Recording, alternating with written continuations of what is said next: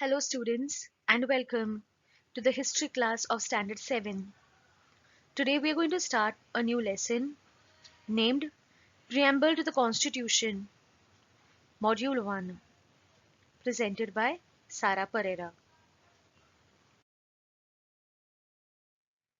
We have learned this in the previous chapter that the Constitution is an important document clarifying the rules of administration. The Constituent Assembly made the Constitution of India.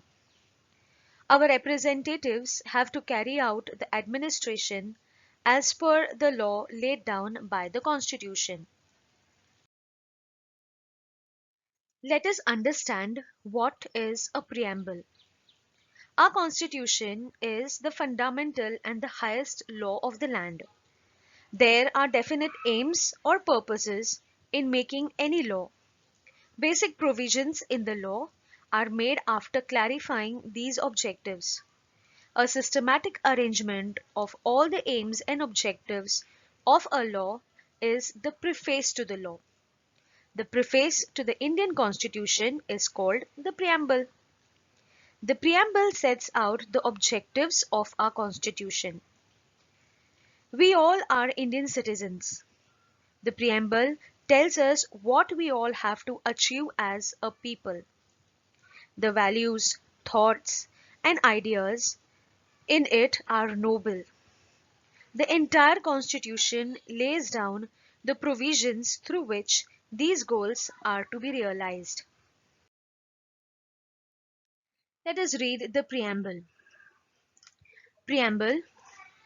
We, the people of India, having solemnly resolved to constitute India into a sovereign, socialist, secular, democratic republic, and to secure to all its citizens justice, social, economic, and political, liberty of thought, expression, belief, faith, and worship, equality of status and of opportunity, and to promote among them all fraternity, assuring the dignity of the individual and the unity and integrity of the nation.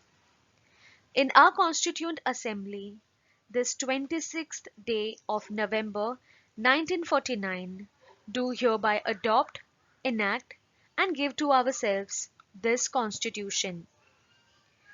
If you see clearly, the preamble begins with the words, "We the people of India." It talks about the resolve of the Indians to constitute India into a sovereign, socialist, secular, democratic republic. We shall now understand the meaning of each of these terms in detail. Sovereign state or sovereignty.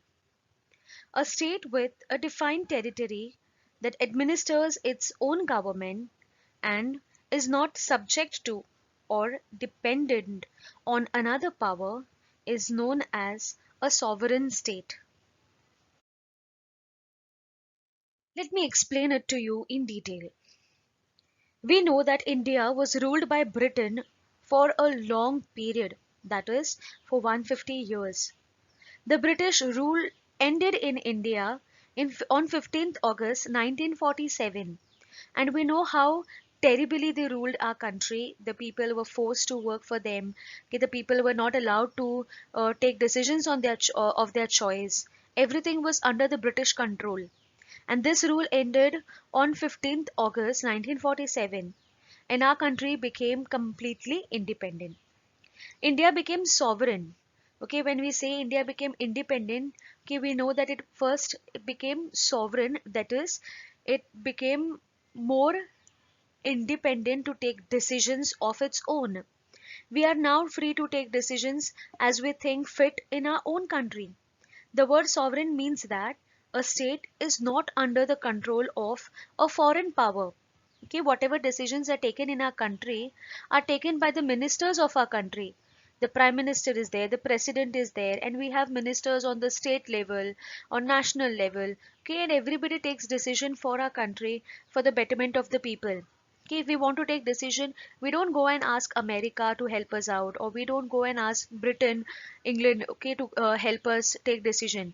No, that is the meaning of sovereign, where the foreign powers don't dominate or they don't have any control on the decision making process. We take our own decision. The most important goal of our freedom struggle was to acquire sovereignty. Okay, this is what we actually wanted before independence also, and this is why the freedom fighters were also fighting for, because it was obvious that when they are born in this country, they are sons and daughters of this country, but they cannot take decisions of their own. So this was the prime injustice that all the Indians faced when they were under the British rule. And that's why the first thing that they wanted to acquire, or the first thing that they wanted to gain, was sovereignty. Sovereignty means the ultimate authority to govern yourself. In a democracy, sovereignty rests with the people. The people elect their representatives and grant them the permission to exercise sovereign authority on their behalf. Okay, when I'm saying that we are able to take decisions on our own, that does not mean that every citizen will start taking decision for the nation. That is not possible. So for that reason, we elect the representatives. We elect the members of the government or members of the parliament. Okay, so this definitely this authority the people have to choose their ministers or to choose their representatives, and these representatives they take decision on behalf of the people. So this is how the whole the sovereign society functions. Thus the constitution reflects the principle of popular sovereignty, and the government elected by the people makes laws on behalf of the people. The next point is socialist state or socialism. The word socialist was added to the preamble of the Indian Constitution by the 42nd Amendment Act of 1976 during the emergency. It implies social and economic equality.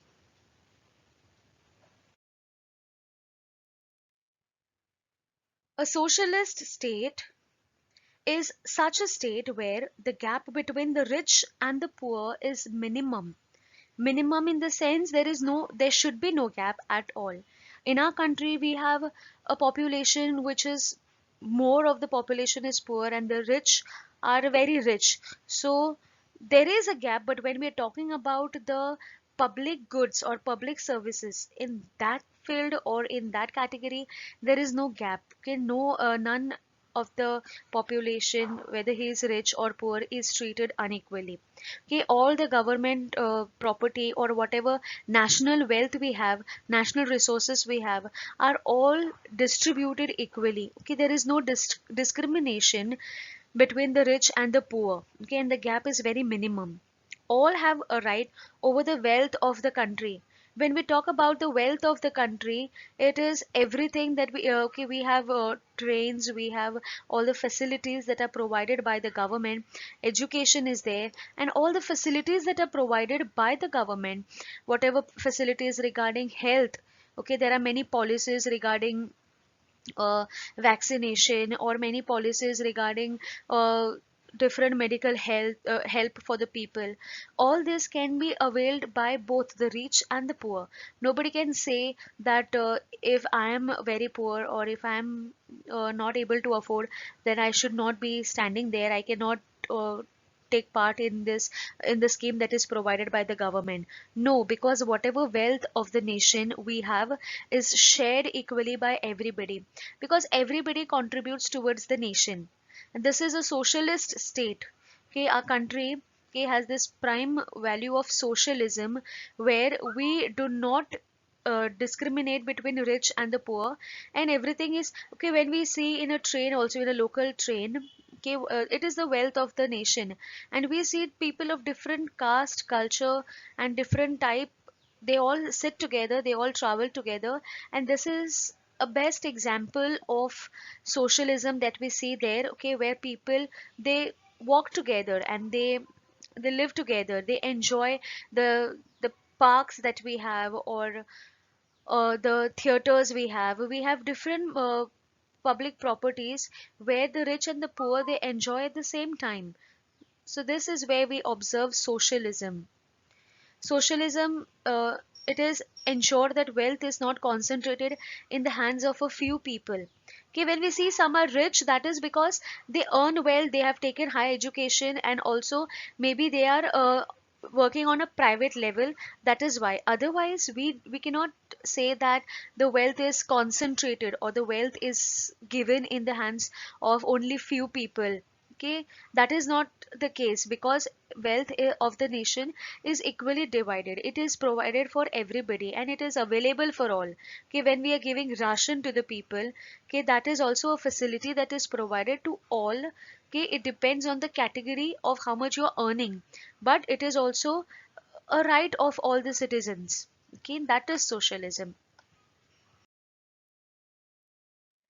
Secular state is the next point that we're going to do. India is a secular nation with no state religion, and therefore every citizen residing within the territory of India has the right to follow the religion he believes in. Which means secularism is something that has got to do with religion, and India is a country which does not discriminate between any religion, and it allows all the religion to stay in harmony. That is called as secularism, or a secular state. Let us understand secularism in detail. The preamble states secularism as one of our goals. In a secular state, all religions are considered as equal. In our country, we have numerous religions. Okay, the prime religions are Hindu, Muslim, Sikh, Christianity, Jainism, etc. Several religions are there in our country, but we see that for so many years after independence also and before independence also, India has always cherished all the religious values. Okay, every person is free to follow his own religion.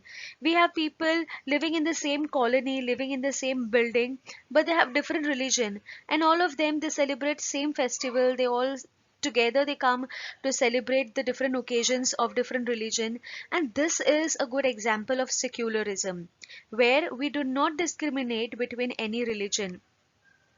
No one religion is considered to be the state religion.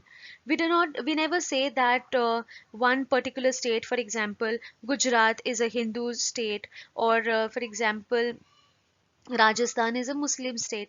No, we don't call any state with any particular religion. We don't emphasize any particular religion with any state, because every state has all the religions and everybody stays in harmony. So all the religions are equal in our country. None of it is prime, superior, or inferior.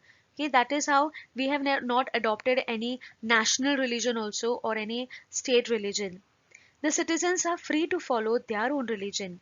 State cannot discriminate among citizens on the basis of religion. And so every person he has right to choose his own religion. If a person at any age he decides that I don't want to follow this religion, particular religion, because it is not convincing. Okay, I don't find any reality in this religion. I want to change it. And that person, if he decides to change the religion, he can. He is allowed to. Every person is free to choose their own religion. It is not that if I'm born in a particular religion, I will die in with that religion only. Okay, it depends on your choices and your preferences, and that freedom the country has given to every citizen. And if the citizen, any particular citizen, chooses to change his religion also, then he is not forced, or he actually, even if the family forces him, he can get legal help regarding this, because the country does not discriminate among any citizen on basis of the religion. Okay, another important thing that we need to keep in mind when we're talking about religion is every religion is honored in our country. We celebrate all the festivals together. If it is Diwali, it is celebrated by all the religious people. If it is Christmas, or if it is Eid also, people celebrate it together. But when we're celebrating, it is a prime duty actually to look after public cleanliness, health, and environment. That is why the textbook also tells us that we have endured to pressure to preserve the multi-religious nature of our society. We cannot exercise the rights given to us by our constitution in an unrestrained manner. Okay, if we are free to follow any religion, that does not mean we can do anyhow anything that is going to harm the society or that is going to harm the environment also. The same is true of religious freedom. Whenever we celebrate our festivals, we are required to be concerned about public health, okay, public cleanliness and the environment. We cannot do anything that will lead to pollution, or we cannot do anything that will lead to the health or of the animals, birds, or even the sick and the poor people in the society. So when we are free to observe our religious rights, we should be also very careful about the surrounding area that we live in. Democratic state or democracy is a form of government which is by the people, for the people, and of the people. Let us know more about democracy in the next slide. In a democracy, the sovereign power is in the hands of the people. Sovereign word we have already learned in the previous slide. It is the power where a person is able to take his own decision. A nation is able to take its own decision without any foreign influence. Similarly, in our country also we have democracy, where the power of decision making is in the hands of the people. Government makes decisions and draws up policies in keeping with the people's wishes. Whatever decisions are made by the government, they cannot be biased, or it is not that the government will think on its own and take decisions which are not for the benefit of the people. No, this cannot happen. They have to take the people's views and opinions and what is the need of the people. All these things they need to take into consideration while making or while drawing any policy. Government has to take important financial, social, and other decisions to promote common welfare. All the people are not able to come together and take such decisions on a day to day basis. Therefore, elections are conducted after a fixed period when voters elect their representatives.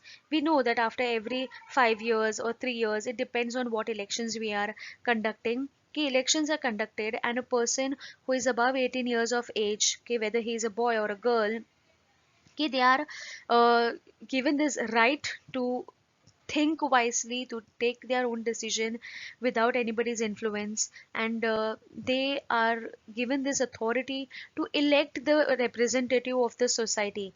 And when this person is elected, he takes the decision on the behalf of the society, because it is obviously not possible that all the people come together and take the decision. Then there will be so many fights and quarrels because the ideas may not match. So for that purpose, we have a limited seats in the parliament or on the government level, where people elect their representatives, and these representatives take the decisions for common welfare. These representatives sit in the institutions created by the constitution, like the parliament or legislature and the executive. They take decisions for the entire population as per the procedure laid down by the constitution.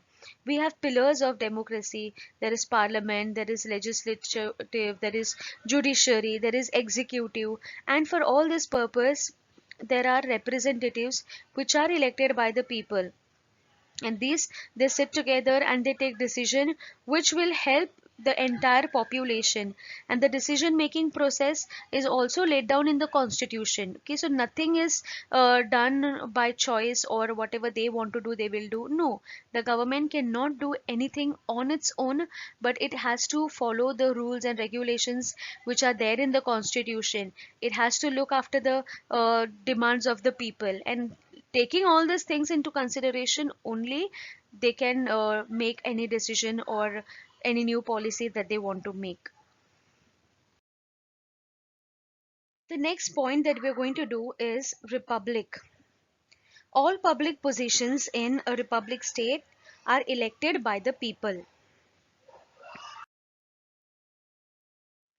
Along with being a democracy, we are a republic. All the public positions in a republic are elected by the people. No public position is occupied on the basis of hereditary succession. Hereditary succession is the type of succession that was happening during the time of the kings in the country. Okay, when we had kings, we know that if one king would die, then his son would become the next king. Okay, and then his son would become the next king. So the position was transferred from in one family only, and it was from the father to the son, and then so on. Okay, so that is hereditary. Hereditary is somewhere something which involves family. Okay, some power or position that is passed on from father to his son. Okay, this happened only when there were kings in the country and at the time of Maharajas. But here in our country, we have a republic state where we don't have kings or we don't have people ruling, okay, a particular family ruling us, but every person or every representative that we have is elected by the society. So this is somewhere that we follow democracy and republic value. Okay, we elect our own representatives, and our representatives are not according to hereditary, but they are elected. The positions like the president, the prime minister, the governor, the chief minister, the mayor, the sarpanch, etc. Okay, these positions are from village level to the national level. Okay, we have ministers, the president, the minister, and the prime minister, and all these are the heads. But from the local level also, wherever we have sarpanch and all, these are also elected by the people. These are also not hereditary positions. If a sarpanch dies, his son will not become the next sarpanch. That seat is clear.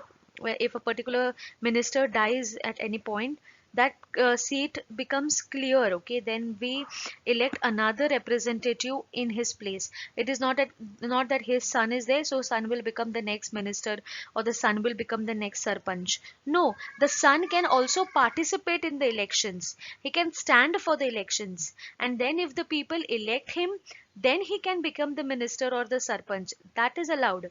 Okay, but that also becomes only with the help of the elections that are conducted. It is not that directly he will come to the position. Any Indian citizen fulfilling the prescribed age criterion can get himself or herself elected to any of this position. Okay, any Indian person who is of a particular age that is prescribed, say 21 years of age or 18 years of age. Okay, for every position there are different age criterions. So if any person thinks that I want to enter into politics, I want to stand for a particular position, he has that right to. Can every person, we cannot say that no, you're from not from a political background, so you cannot be part of politics. No, this cannot be said to anybody. In a monarchy, these positions may be occupied by members of a single family following the principle of hereditary. Monarchy is nothing but kingship. Monarchy is also kinghood, where when the king died, his son would become the next king, the prince would become the king. This is monarchy. Okay, the monarchy was also hereditary, but here in the republic state, everything is based on election and not on hereditary. The preamble has guaranteed the Indian citizens the three values of justice, liberty, and equality. So these values we will be focusing in the next module. With this, we finish the first module. I hope you understood the lesson. Thank you.